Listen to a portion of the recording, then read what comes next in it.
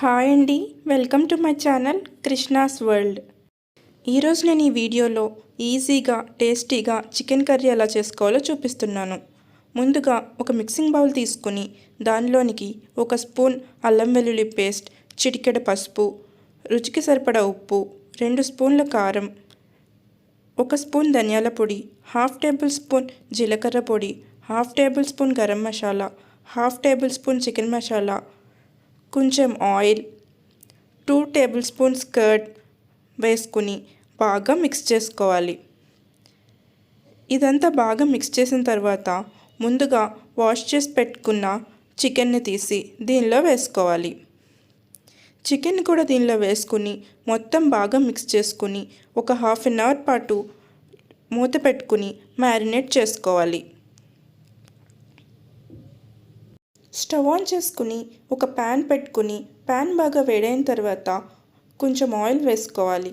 Oil వేడైనాక whole garam masala దానిలో వేసుకోవాలి. ఇవి కొంచెం వేగిన తర్వాత 2 పెద్ద సైజు ఆనియన్స్ కట్ చేసుకున్న ముక్కల్ని దీనిలో యాడ్ చేసుకోవాలి.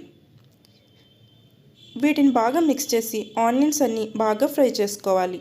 కొంచెం పసుపు, కొంచెం ఉప్పు యాడ్ చేసుకోవాలి. ఇవి యాడ్ చేసుకోవడం వల్ల ఆనియన్స్ తొందరగా ఫ్రై అవుతాయి.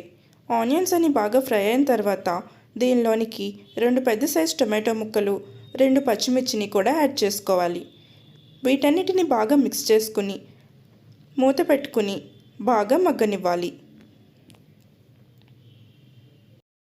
మధ్య మధ్యలో కలుపుతూ టొమాటోల్ని బాగా మగ్గించుకోవాలి. ఇవన్నీ బాగా మగ్గిన తర్వాత దీనిలోనికి ముందుగా మ్యారినేట్ చేసి పెట్టుకున్న చికెన్ని యాడ్ చేసుకోవాలి. దీన్నంతా బాగా మిక్స్ చేసుకుని సిమ్లో పెట్టుకుని లిడ్ క్లోజ్ చేసుకుని ఉడకనివ్వాలి. మధ్య మధ్యలో కలుపుతూ చికెన్లో నుంచి వచ్చిన వాటర్ అంతా అయిపోయేంత వరకు బాగా ఉడికించుకోవాలి. తర్వాత దీనిలోనికి కొంచెం వాటర్ యాడ్ చేసుకోవాలి. వాటర్ యాడ్ చేసుకున్న తర్వాత బాగా మిక్స్ చేసుకుని లిడ్ క్లోజ్ చేసుకుని ఉడకనివ్వాలి.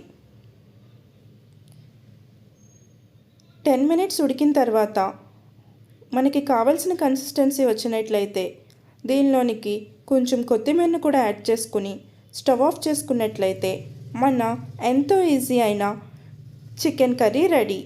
మీరు కూడా ఇదే స్టైల్లో ఒకసారి ట్రై చేసి ఎలా వచ్చిందో కామెంట్ చేయండి. మరిన్ని రెసిపీస్ కోసం నా ఛానల్ని సబ్స్క్రైబ్ చేసుకోండి. Thank you for watching.